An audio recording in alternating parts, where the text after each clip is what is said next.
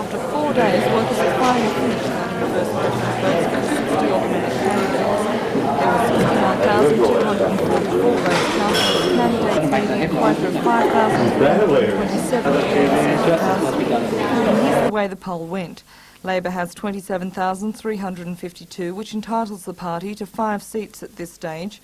Vic Bell is still in with a chance with 5,122 votes. Don Geddes Citizens Group has 2 members on council and needs another 3,000 votes for a third.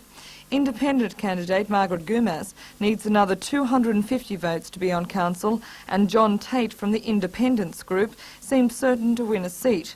For the Liberals, Ashley Saunders will probably be on council, and his party needs another 1,400 votes to secure a second seat.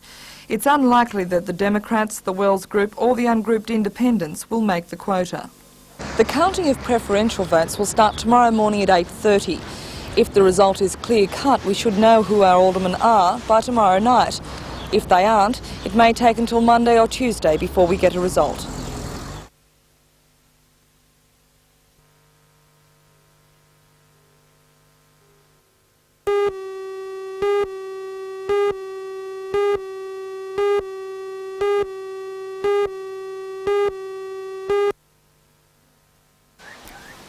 Three fire units rushed to 32 Thompson Street just before 2 o'clock this morning.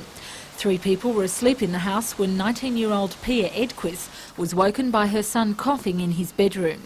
She discovered the lounge room was on fire and alerted 21-year-old boarder Danny Nolan, who rushed outside for help. When the attempts by the young man to extinguish the blaze with a garden hose were abandoned, the woman had no choice but to grab her 2-year-old son and run through the front of the house, which by that stage was well and truly alight. Mother and child were taken to the Royal Newcastle Hospital in a satisfactory condition and later released. All personal belongings and household contents were destroyed by the fire. The residents had just moved into their newly rented premises. All are now staying with relatives.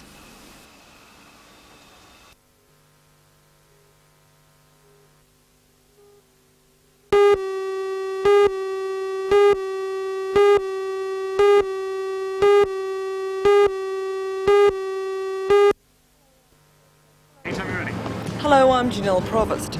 The long-awaited for $160,000 Cessnock Tourist Centre was opened today by the Minister for Tourism, Mr Mike Cleary. Mr Cleary says the centre will help boost tourism in this area. Join Ray Deneen and Anna Manzoni for all the news tonight at 6.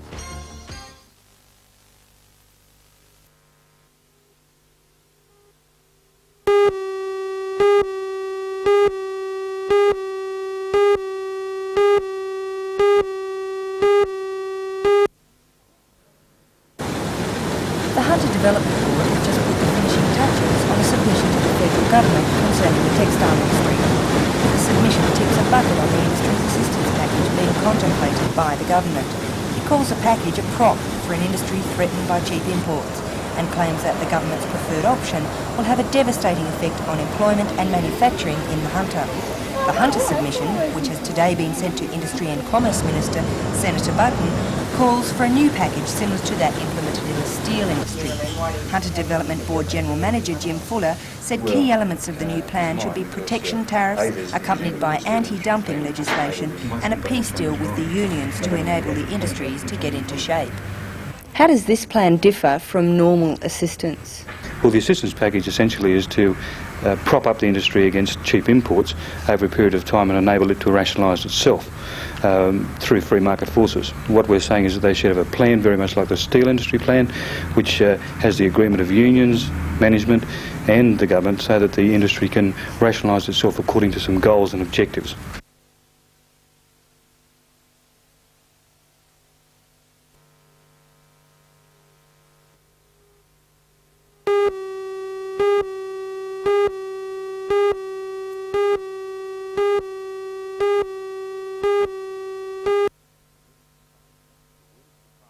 The Wind Safari Rally follows in the tradition of some great Australian motoring events like the Round Australia Trials and the London to Sydney Marathons. In this case, it's 6,500 bone-jarring kilometres from Sydney to Darwin, through terrain that can break cars and the hearts of the best drivers. Last year's inaugural event was won by Scottish ace Andrew Cowan in a Mitsubishi Pajero four-wheel drive. Both car and driver are back again this year, and he is favourite to win. But Cowan is driving only one of 200 cars and 50 motorcycles in the event, and amongst them are 12 local entries.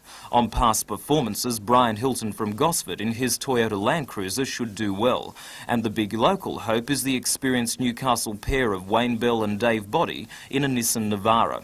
Bell is a former Holden dealer team member and amongst the fastest rally drivers in the country. Local fans will have an opportunity to judge their performance on Saturday afternoon, when the cars hit the dirt for the first special stage at the Ringwood Motorsports Complex 10 kilometres north of Raymond Terrace. Competitors will stop for a meal break at Crossroads Mitsubishi at Glendale at midday, and the leading cars should reach the circuit sometime after 1 p.m. So here's where the action begins tomorrow afternoon. From here, the roads only get worse, and finish in Darwin 8 days later.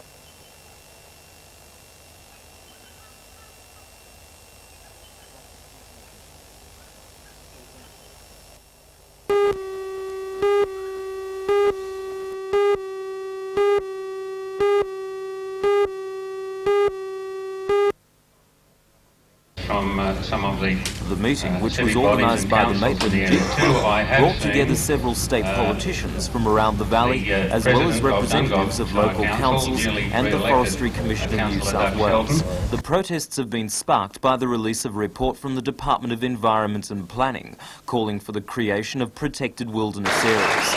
The member for Upper Hunter, Colin Fisher, said he strenuously opposed the plan to close the wilderness areas, saying the areas would not be properly managed.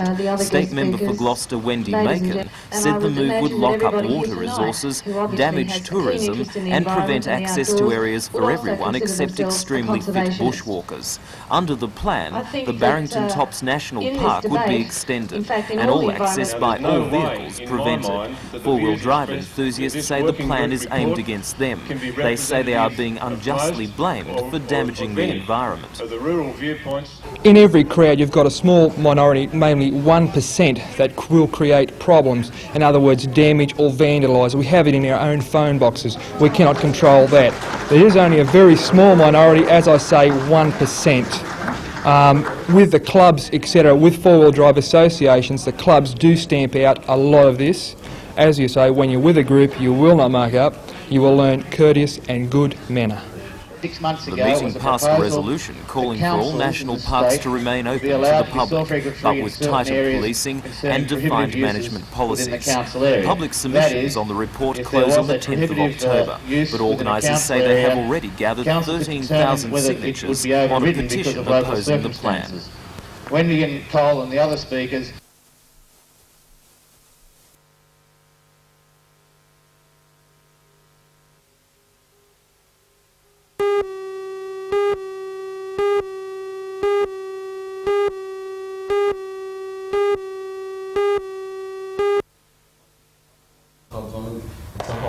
The Mustard Club has taken shape in this hall at the Uniting Church in King Street, Newcastle, but the aims of the club are social and not religious. It's run by a board of 14 young people with a minimum of adult help. The Mustard Club began 5 weeks ago, growing out of an occasional coffee shop run by the Community Youth Development Project.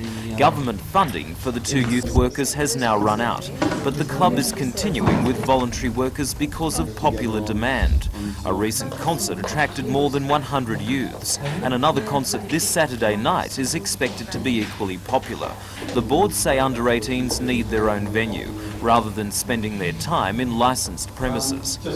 The young people are interested and keen to see a place like this keep going because it's desperately needed. We have over 100 young people coming here each week and they didn't want to see the place closed, so they have volunteered their services to do all the organising and running and promotion of the Mustard Club.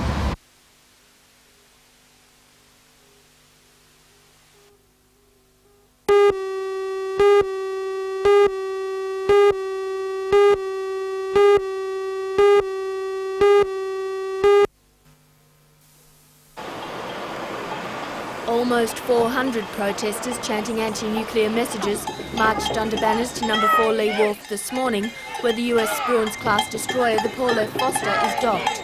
Waiting for them was a strong police contingent to keep the protesters behind specially erected barriers.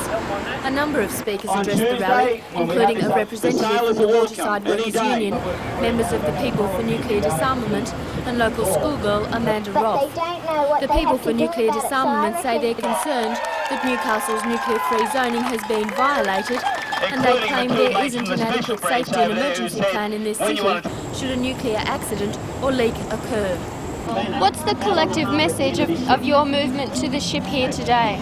Our collective message is that we don't want the ship in our harbour. We're happy to see the sailors, and we do extend goodwill to them, but we do not want their ship. This is a nuclear-free zone. During the protest, the officers of the Paul F. Foster stood impervious to the shouts from below, and for one seaman it was all just part of a day's work. One family took to the water to make their point, watched but unimpeded by the police launch. The culmination of the peaceful protest was to be a gift of a homemade apple pie to the ship's captain as an expression of goodwill. An unusual move, and one the authorities were not prepared for. After an initial resistance by the policemen on guard, a message was relayed to the captain. The response, however, was a polite but firm no. I think it's a shame. I think it's obviously they're wary of us, but it's a shame when we really want to express our goodwill to the men. We're opposed to the ship, but we do want to express our goodwill to the ship. It seems a shame that they won't accept that token. The protesters say they'll be back again next Tuesday with a strong union representation, when 2 British warships will also visit Newcastle as part of the Navy's 75th birthday celebrations.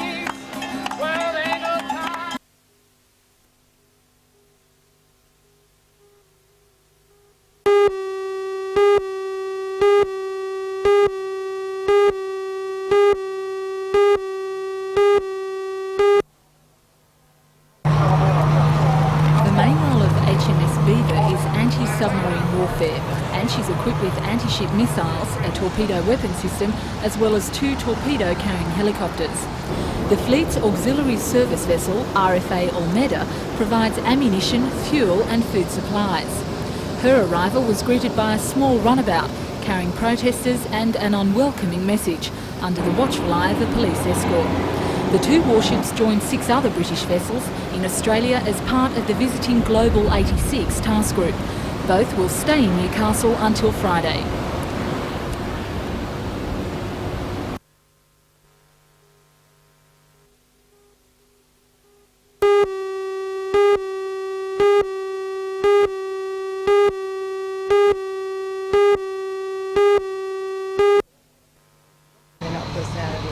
Dr. Cabot operates a postal advisory service for women anxious to know more about their bodies.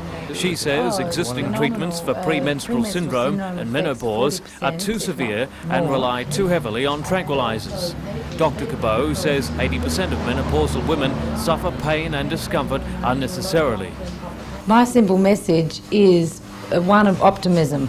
For example, the disorders such as the premenstrual syndrome and the menopause, which have previously been looked upon as personality disorders, female weaknesses and confused areas, are no longer so. They are recognised now as physical problems having a physical cause, which is a hormonal imbalance and a nutritional imbalance, and thus we can treat them with hormones and nutritional supplements. And the good news is that we now can cure these problems.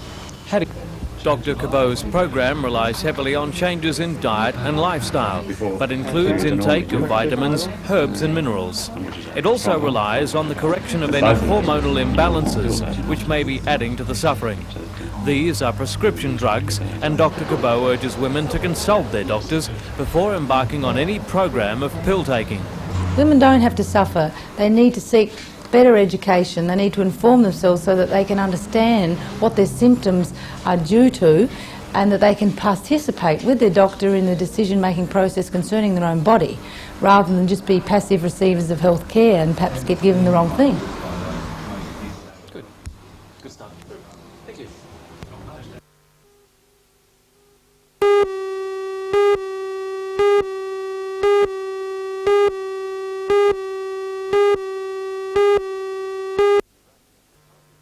Oh, you're right. I felt After that his he was early gonna and win shock the US elimination Open. from the US Open feel at he's Flushing still got Meadow it. last month, If he wants the it, pressure was he'll well and do truly it on again. McEnroe as he faced up to the Los Angeles Great Grand shot. Prix top seed Stefan Edberg Right on. in today's final. As the match got underway, the world's former number one started showing flashes of his former brilliance.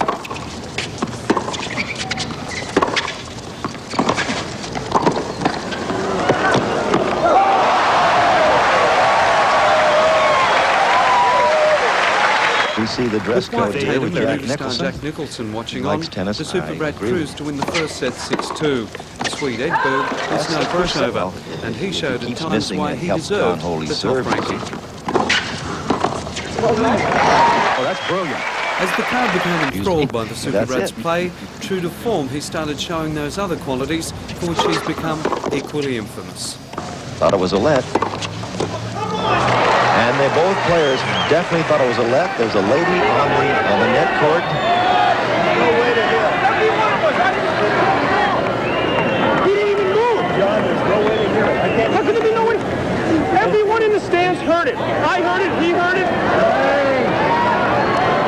30-15. In just over an hour, McEnroe finally wound up the match, winning in straight sets 6-2, 6-3 to collect the winner's cheque of $50,000 and his first tournament victory for 1986.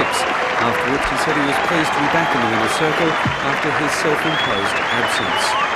I'm just happy, I won a tournament. It's been a while. I took some time off, and I'm just real glad that I'm back. And I just felt that I got better and better as the week progressed, and it's a really nice feeling. It feels like the decision's looking better and better.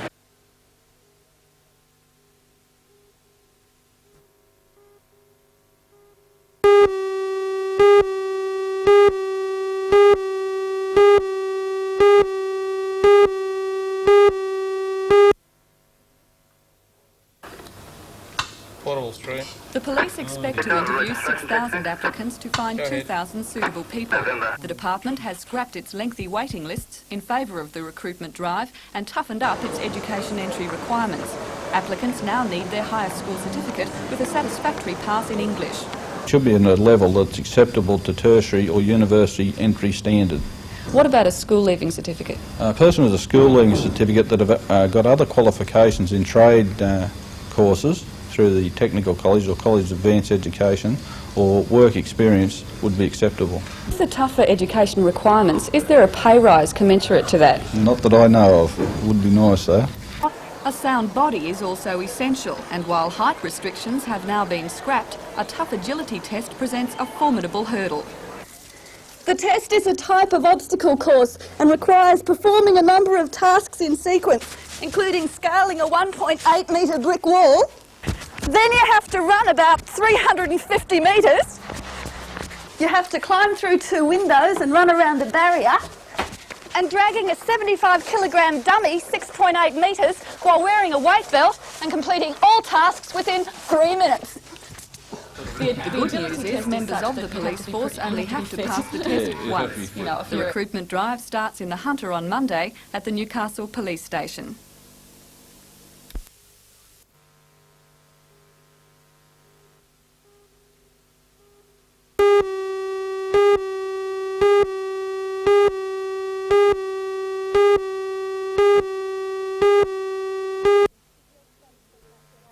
Does your study point Louise out surveyed why more these than women 200 make women such a for choice? her study. Yes, All the well, women the had reasons chosen that are not to coming have up, I've children. got quite a few. Three common denominators emerged among those surveyed. Almost all of the women had been educated past the secondary level, were now employed in professional and high-paying careers, and all said religion played no role in their choice. A fourth common ground shared by these women was the need to defend themselves against pressures from their families and society at large. In fact, I think there's still a negative stereotype for women who choose not to have children. They're seen as being selfish or materialistic or immoral or irresponsible or an outright child hater. Louise, why are these women choosing not to have children? The women are expressing a concern about with the advent of children, it would interrupt marital happiness or decrease the closeness between the marital partners, and this in fact has been borne out.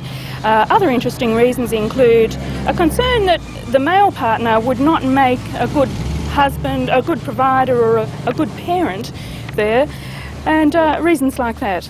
There are many, many more.